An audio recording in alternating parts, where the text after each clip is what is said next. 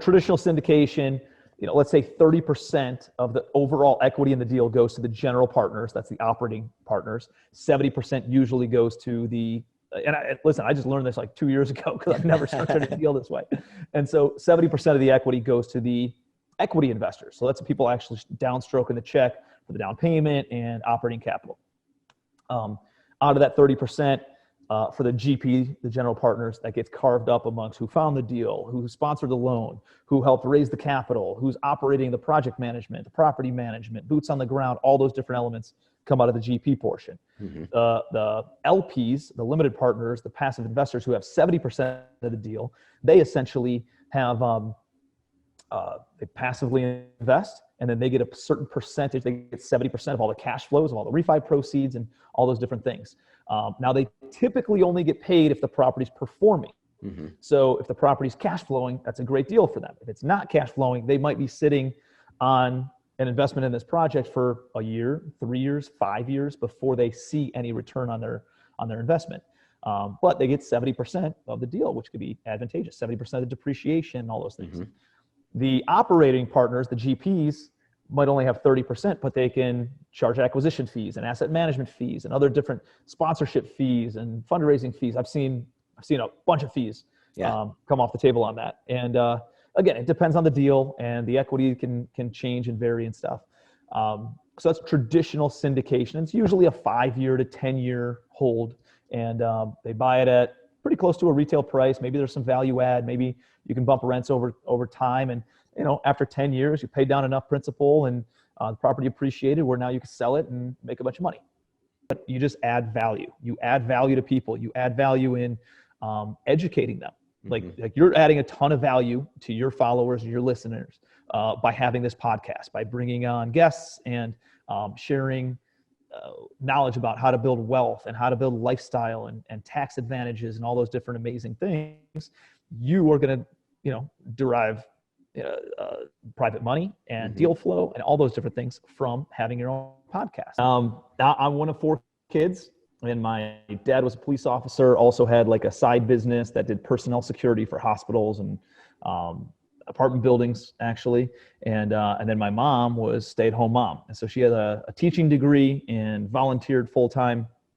So those are my parents, as all American as you can get, I guess, a cop and a teacher. Mm-hmm. And then I'm one of 3 kids. I have 2 older brothers and a younger sister. And my older brothers are 5 and 7 years senior to me. They pick on me a whole bunch, put me in headlocks, give me noogies, all that stuff. And my little sister and I were real close growing up. And then she hit puberty and she was like psycho, right? So no, but our dinner table was, we all played sports. It was kind of chaotic and crazy with practices and games and all that stuff. But I think my parents did a pretty good job of getting us all together. And it didn't matter how much food was at the table. We would all just a bunch of ravenous dogs coming from basketball, baseball, and football and soccer practice and eat it all. But one of the questions my mom always asked at the dinner table was, "What did you learn today?" And I think she instilled one of those seeds in me of always be learning, right? Mm-hmm. Doesn't matter what you have going on, like always be learning, a lifetime learner type thing. And that's something that I still subscribe to today, where I'm always trying to learn new things because, but not only learn it, but knowledge is power and actually putting it to use. Put it to use. Doing some good things with it. So exactly. I'm a big believer in constant and never-ending improvement. Yeah, no, I love it. I love it. So were you an entrepreneurial kid growing up? Were you the one slinging candy or anything like that? Or did you have any kind of like side things going on when you were growing up? I don't really remember. So my dad told me a story just like a couple of weeks ago that I used to take baseball cards and go to him and say, "Hey Dad, I'll trade you, I want your 3 baseball cards and I'll give you this one guy that nobody's ever heard of." And I try to like wheel and deal with him. And he would just be like, "All right, I'll tell you what. Don't trade. You hold on to that one, and I'll give you these 3, and then we'll if I ever need that one, I'll come and get it from you." So he kind of helped with that. As far as like entrepreneurial, I can't remember anything really entrepreneurial until I hit high school. I used to cut my own hair, and so I remember going on vacation in like whatever middle school, and I needed a haircut, and I couldn't, so I grabbed my brother's clippers and I cut my own hair, and then I never paid for a haircut. Now I don't even need haircuts. Right? So So I've never paid for a haircut after whatever it was when I was 12 years old. And my buddies would all come to me and ask me to cut their hair. So I used to cut their hair, and they'd kick me $5-10 Mm-hmm. in order to cut their hair. And then the other thing that I did was back in the days of like Napster and Audio Galaxy and like all these ways to rip digital music. I used to illegally download music and then create like mix CDs for Mm-hmm. people and then sell them to them. And so that's how I wheeled and dealed and made some money in high school. And then it kind of, turned into, I had a painting company in Mm-hmm. college. And then I interned for a big real estate builder, home builder, one of the biggest in the country. And that's how I got involved in like real estate. And I realized how much money there was in real estate in 2006 and was like, I'm getting involved in real estate. So when I graduated from college, that's when I moved out to New York City. I'm from Cleveland, Ohio originally, Mm-hmm. and moved out to New York and got a job as a real estate agent in commercial real estate. So that's what got me into real estate, man. So that's how you kind of got your first steps into commercial real estate. When did you really make the jump in yourself into commercial real estate? Obviously you're doing it, that was your job, but when did you start investing yourself into commercial? So I bought my first property, which was residential though. It was a duplex in 2009, April 2009. Mm-hmm. And I realized I wanted to become an investor. First, I kind of knew, hey, we all have this allure of residual income and passive income and this mailbox money that we all hear about. But then we all think we have to go and trade our time for money and do the transactional thing in order to stockpile our own cash to then go and invest in these passive income producing assets. And for me, that's what I did. I went and got my real estate license. And then I realized pretty quickly that I need to be owning real estate, not brokering it. Mm-hmm. And I moved down to Charleston, South Carolina, which is where I'm coming to you from right now. And in Charleston, I found, this is 2008 now, and right as I go through this analysis paralysis, the market crashes. Mm-hmm. And everybody says, run from real estate. Nobody's investing in real estate, especially with a punk 23-year-old kid who's never done a deal before. And so I actually got it raised on my credit card, and I called up my credit card company, got them to increase my limit, and I bought the cheapest house in the entire MLS on my credit card. Wow. So fixed up this duplex personally, did all the work to it, put it back on the market, and just for sale by my owner, and canvas neighborhoods with flyers and bandit signs and all that, held an open house. And one of the neighbors came in and paid me $33,000 for it. I was all in for $19,000, and Mm-hmm. I made $14,000. And so that was my first deal. Soon thereafter, within a couple months thereafter, I bought my first buy and hold deal. Mm-hmm. And this is kind of what planted the seed of how I structure my deals today. So I ended up finding a property from a seller. They needed some cash, but didn't need all their cash. And I was buying a duplex for $50,000, fully occupied, $550 in rent on the front end, in the front house, $550 in rent on the back house. So it was generating $1,100 a month in cash. And I went in, got the seller to hold back a note for $32,000. I raised Mm-hmm. private money for $25,000. And so I had $57,000 of essentially private money. And I was able to go in and take over that deal with no money out of my own pocket, Mm-hmm. walked away from closing with a $7,000 check, and had a property that was cash flowing after everything around $400 or $500 a month. Mm-hmm. And so I'm like, now I realize I didn't have to use my own money in order to go out and buy real estate. I could partner with private money investors and structure it that way. So that's what kind of culminated that. I, doubled down on that aspect for a couple of years. And in 2012, ended up buying my first apartment building. And it was, this is like total, basement, bottom of the barrel pricing now. Mm-hmm. And I bought an 8-unit apartment building in Cleveland, Ohio, West 130th and I-480, right over there. Okay. Yep. Brook Road area, just north of Brook Park and I-480. And bought an 8-unit apartment building over there. 3 units were already occupied. I was bringing in around $1,000 a month in rent. And I bought it for $30,000. Wow. So wow. I ended up, renovating it, put 50 grand into it, got it fully occupied, and it was generating somewhere around $3,500 a month in rent. So it's about $42,000 a year. I was self-managing it. I was netting around $27,000 a year, and ended up, it was a 33% cap rate at my cost basis. Yeah. Wow. Wow. And then just parlayed that into more and more and more properties, bigger properties, another 8 unit, a 14 unit, and just organically grew my portfolio to about 140 units.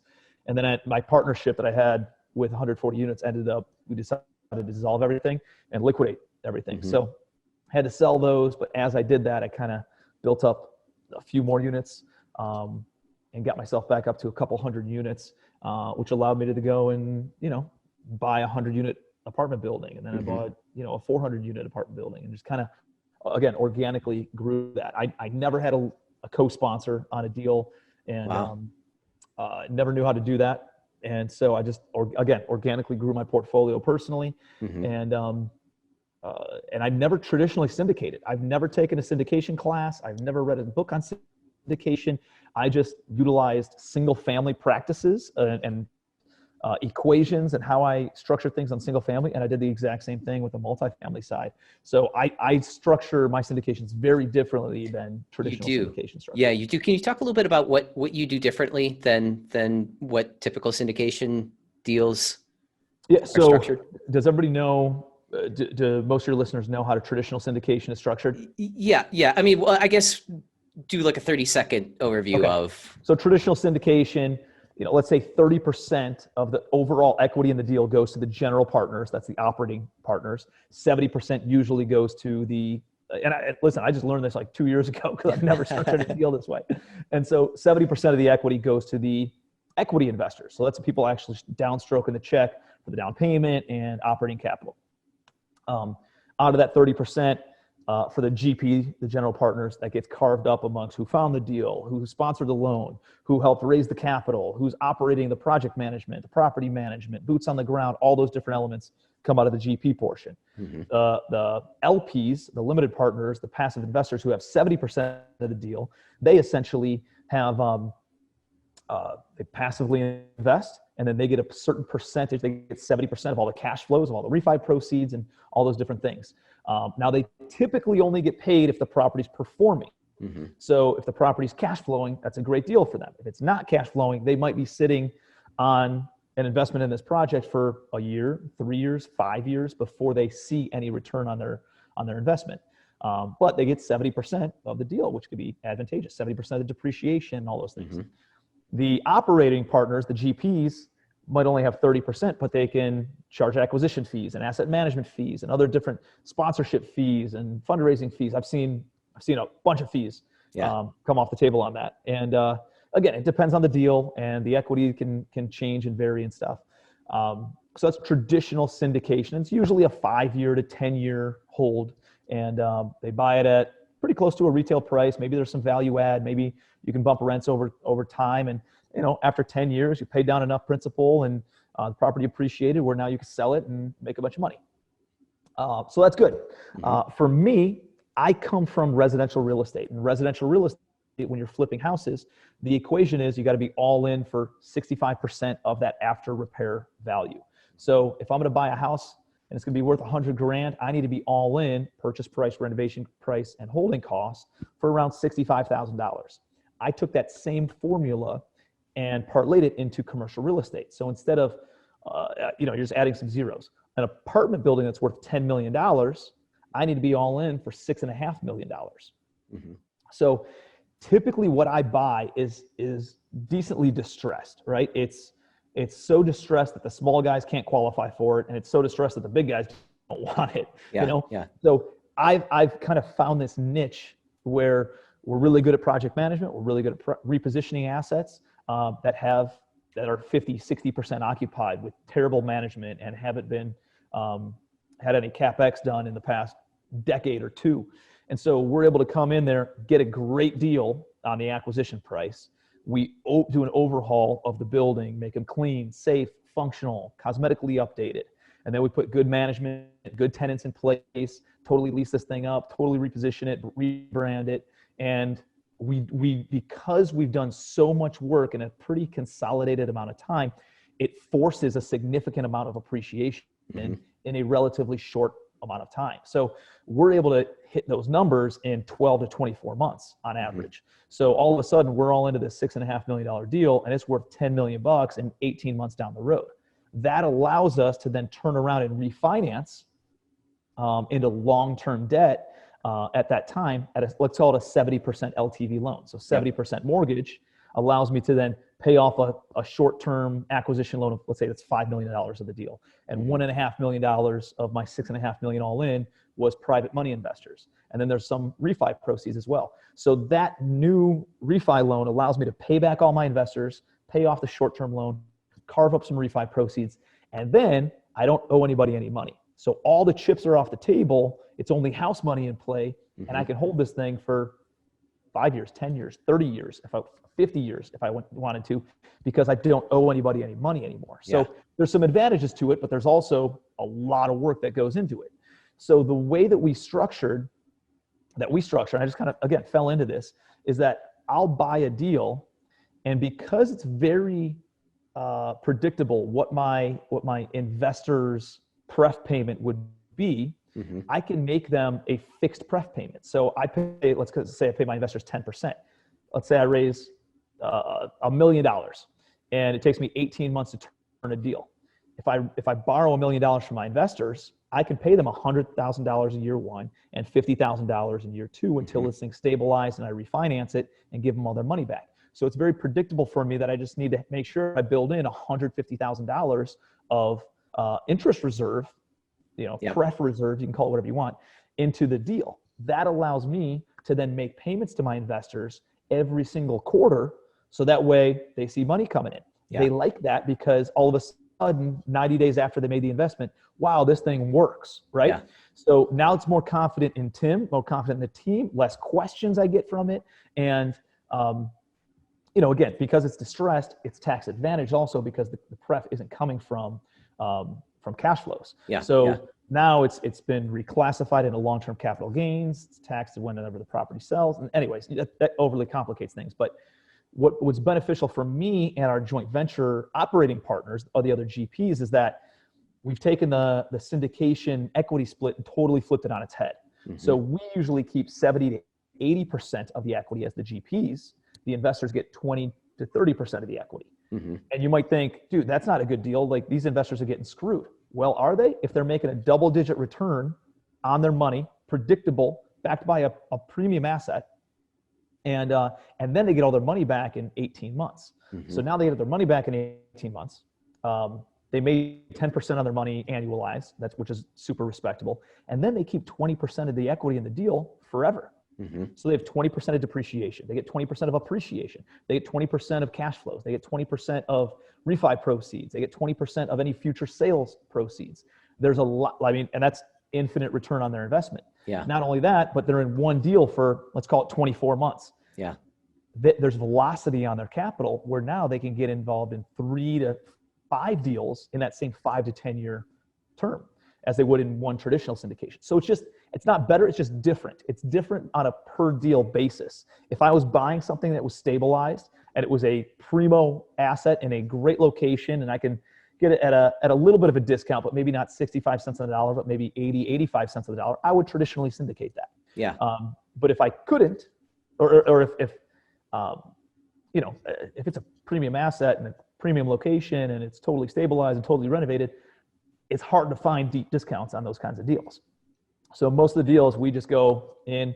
My portfolio, I told you before we started, is it's $325 million of assets. I just did the numbers because I closed on a new deal yesterday. We're at 63.73% of total all-in price per stabilized value. So, so if you take a look at, and that's across my entire portfolio, that includes debt and investor equity. So we've been able to build a portfolio with a lot of spread in there, just based on how we buy properties and the amount of work. Like, we're creating that as the operating partners, right? Like, know how much work it is. We put into these things, especially heavy value adds. And I think it's only fair that a little bit more of the equity is carved up for the GPs in that position. And listen, man, I've talked to a lot of equity investors who are used to traditional syndication, and they don't like it. And it's just like, I'm not going to do that on sheer principle. I would never invest with you, Tim.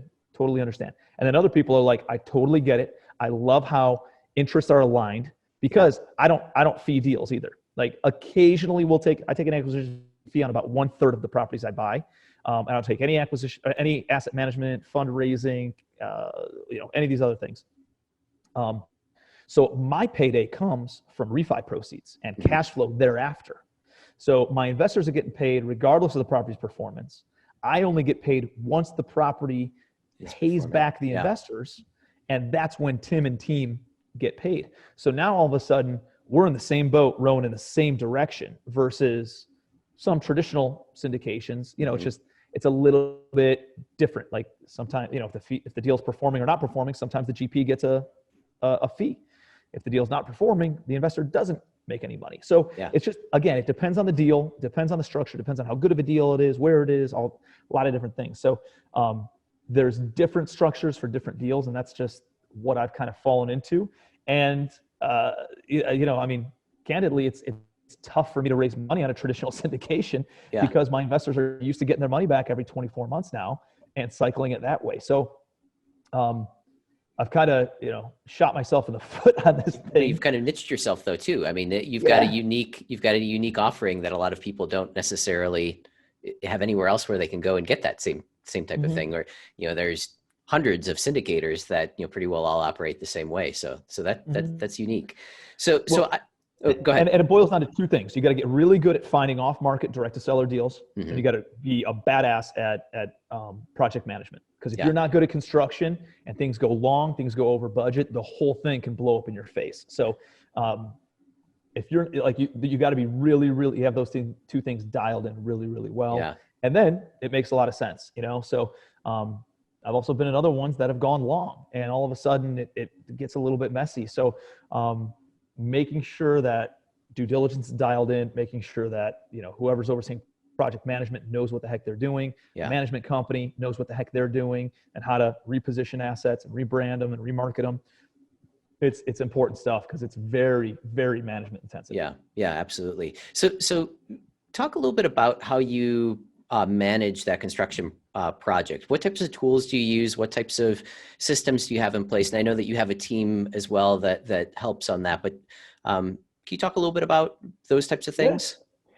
So my team is rock stars. Like I think, like my vision and my goals, my greatest skill set, I would say, it'd be painting a vision to people to attract A players to my team, even if I can't compensate them what they're worth today. And I've been able to attract some rock star individuals on my team that I've just kind of painted a vision for 5 years, 10 years down the road. And now we're hitting stride in that. And so, I've given them equity and profit share in my different deals. So that way they saw the long-term goals and the visions, and it's been huge for them. So I've been able to attract some stars, and they handle a lot of the operations. I found that I'm really good at certain things, and I create chaos in other elements of the business, So I'm good at marketing. I'm good at social media. I'm good at raising private money. What I'm not good at is standard operating procedures. I mean, I've done it, and I did it in residential for a long time.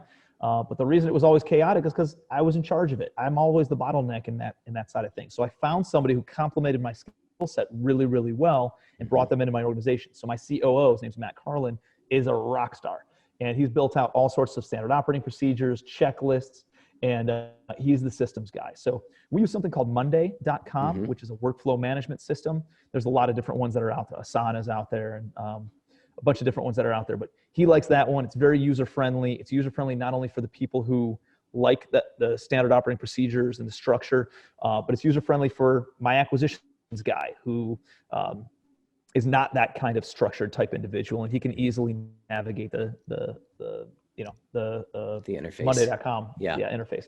So that's what we use, and I can tell you that I've logged into it one time in 2 years since we implemented it, or 2.5 years since we implemented it. So the good news is I got a great team in place, and they know how to do all of it, and I can stay focused on what I do, and it makes their job easier because I'm able to source deal flow. I'm more able to source investor capital and do all those kinds of things, which just make their life easier to focus on what they're really, really good at. Yeah. So speaking of sourcing deal flow, where do you invest, or how do you select the locations where you invest in multifamily opportunities? Yeah, most of the opportunities that we come across are usually in.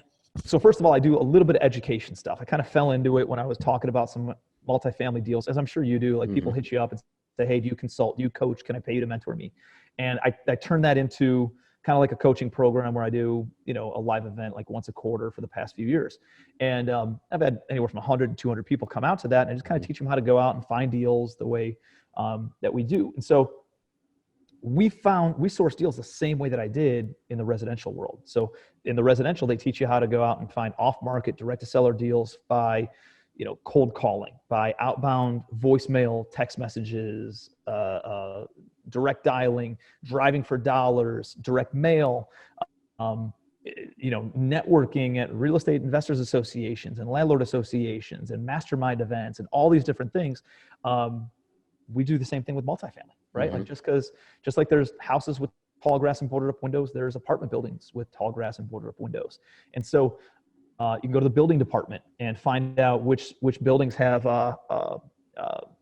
any sort of violations on them, Hmm. and reach out to those building owners. You can look up delinquent taxes. You can look up Google reviews is a great one. Just Google search Cleveland, Ohio apartment buildings, see what pops up. Look for the ones with the worst reviews. Chances are they're not being taken care of. They got bad management in place. They got angry tenants. The city's on their ass. So there's a lot of different things that you can do to be creative. Go hang out. You know what's going to be a good one? Hanging out at eviction court. As soon as they open up these moratoriums, there's going to be a lot of motivated landlords hanging out there, management companies and attorneys that represent motivated landlords as well. So go and hang out, rub elbows, pass out a business card, meet people, and tell them that you're looking to buy apartment buildings. So we do that. I've taught all my students how to do that. And what's happened is I've created a lot of bird dogs where they're going out doing all these things in their municipalities, their communities, and then they're bringing in the deals to me that they can't qualify for.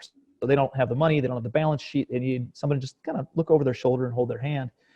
And they bring those to me. And now all of a sudden they can get into a deal that they couldn't get into. I can get into a deal that I wouldn't have gotten into. And all of a sudden we both build wealth and make money. So it's worked out really, really well. And that's how we've sourced a lot of projects. So a lot of our stuff happens to come into the southeastern portion of the United States. I know you're heavy in Atlanta area. Majority of my portfolio is in Georgia, South Carolina. I got some stuff in Alabama, North Carolina, Florida. Where else? Louisiana just closed on a deal yesterday. Yeah, so, I saw that. Yeah, so we have heavy in the Southeast. I also own some stuff in Texas and Oklahoma, and then some stuff obviously in Cleveland and throughout the Midwest too. So most of the stuff that we come across is in secondary and tertiary kind of cities. They might be flat. I don't really look that much into is the city growing or is it dying? We look a little bit at that, but really we look at, what's the median income in the area, in the immediate vicinity. And I want to make sure that I'm going to have the nicest building at market rate rents. If I have the nicest building in the area at market rate rents, I know all the quality tenants are going to move into my property. And so all of a sudden I attract the best tenants in the area because there's always going to be, like, I live in, Charleston, South Carolina. Now, Charleston as a whole is growing. The island that I live on is totally capped out. And it's been steady, capped out for the past 20 years. So it's not growing, but it's also not dying. And so it's just stagnant. Does that mean it's not an A-class area? I mean, I'm surrounded by, there's I don't know, more houses on the island worth over $3 million than under $3 million. You know what I mean? So it's an amazing community. It's an A-class area, but it doesn't meet the demographics that some people look for in certain municipalities to go and invest in. So would you not invest here? No, I'll still invest here, even if it's got flat, growth. So I don't pay that much attention to that. Again, I look more on a micro level of, can I have the nicest building at market rate rents? I don't try to charge a premium. I just want the best building, the nicest finishes, the nicest amenities to attract the highest quality tenants into that building at the same rent that they would pay for a not as nice and not as many amenity type property across the street. And that allows me to stay occupied, allows me to stay steady and predictable in my maintenance schedules and everything else that comes with it. And plus you're acquiring these things at such a good cost basis too, that, it's difficult to not not make money there. You mentioned before that you want the average income to be a certain level. What is the threshold that you look for in the areas that you're looking at for that average income? Yeah, so we usually invest in workforce kind of B and A minus class housing. So B minus is like the lowest we'll go. We try to stick to that B plus kind of an area. And when I rate it, I'm rating it area. I'm not rating the building, right? Like I want the ugliest house on the best block. I want the worst building in the best neighborhood. That's where you get the appreciation that jumps in. So we're usually looking for somewhere in that $50,000 range. Okay. The building we just bought has a median income of $75,000 in an area that's flat, but it's $75,000 median household income within 5 miles. And so you're like, man, there's some serious cash in this area, and there's jobs, and it's steady. It's just not growing. Yeah. No, that makes sense. I went to one of your events in, I think it was Orlando, January, I think of 2019, if I remember correctly. At any rate, you made mention of a buyer is a seller, is a investor, just depending where they are in the life cycle. And that really struck me. I think that absolutely makes total and complete sense. So talk about how you go about networking with, people that you may or may not ever do business with. Do you have any strategies or techniques to, reach out and connect with other people that you may think might be an owner, investor, seller, again, depending where they are in their life cycle? Yeah, I think that's a great question. And hitting on that point, like, look at me.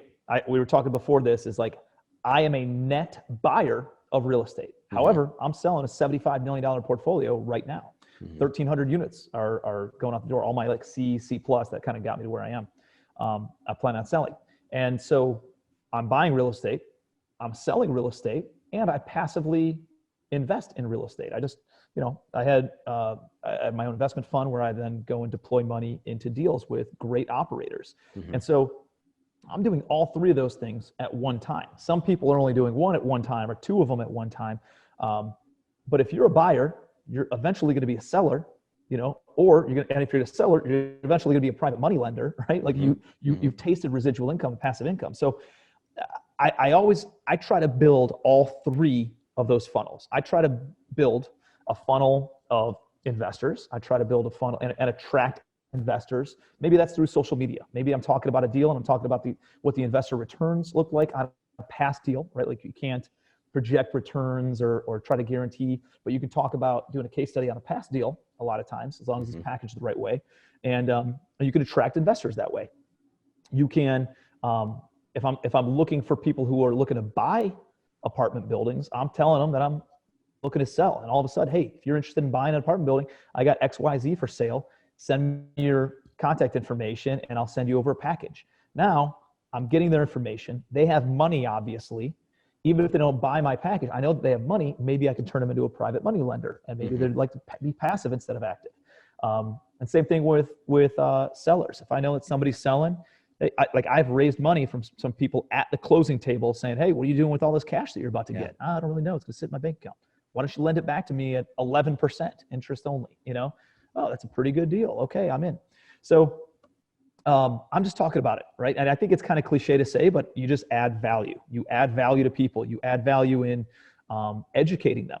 Like you're adding a ton of value to your followers and your listeners by having this podcast, by bringing on guests and sharing knowledge about how to build wealth and how to build lifestyle and tax advantages and all those different amazing things.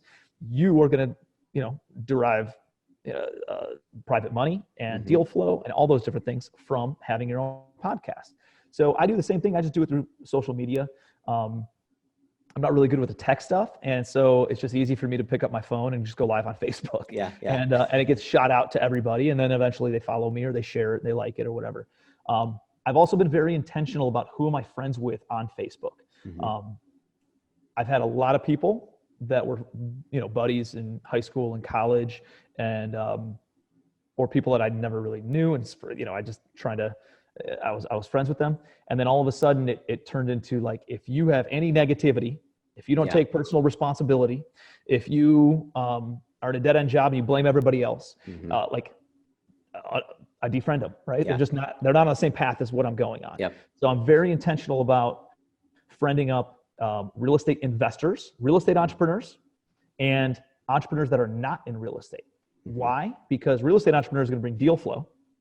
People who are involved in real estate, wholesaling real estate, flipping real estate, they're going to be able to source deals and send them to me.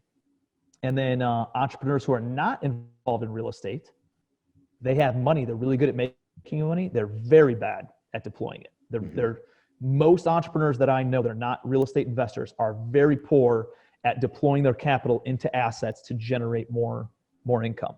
So they can launch a product, they can sell their business, they can start another business, they can go public, and they're really good at making a lot of money, but then they have no idea what to do with it. So they see my posts over and over and over again talking about how to invest in real estate, and you build a relationship, whether they've ever reached out to me or not. We live in a voyeurism society where people are just looking at what we're doing. They might not be commenting, they might not be liking, but they're seeing it, and they see it on Facebook.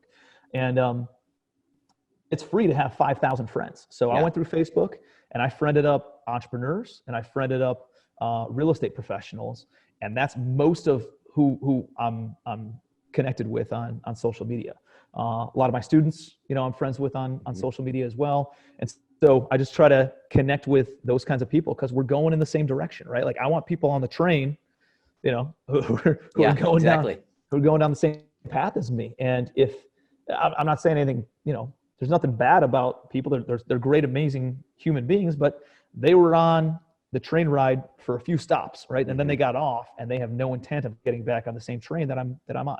Yep. And so I'll still be friends with them, still buy them a beer, hang out, and whatever. But I use social media as a tool, and a tool creates leverage. It makes your job easier.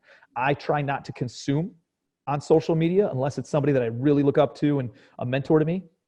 But I do create on social media. I'm always creating content that will source deals and will source money. If you're doing those two things, man, you're in really good position in real estate. Yeah, no, that's great. That's great. And one of the other great things about you too is, obviously you're a very, very motivated and driven person, but you're also very connected with your family, and very much so, set time aside for your family. So congrats on being able to make that, make that delineation, because I know that's difficult for myself and many other. You got to be intentional about it, man. Yeah. Yeah. You just got to, like, we time block. I'm time blocking for you. I'm not going to take a phone call or, why do we do that for business, but we don't do it for our family? And I messed up bad when my daughter was 2 years old and she asked me to go play with her. And I said, let me send this text message. And then she went and started playing by herself. And I'm like, what? I finished this text message. I'm like, what the hell am I doing? Like, what am I thinking?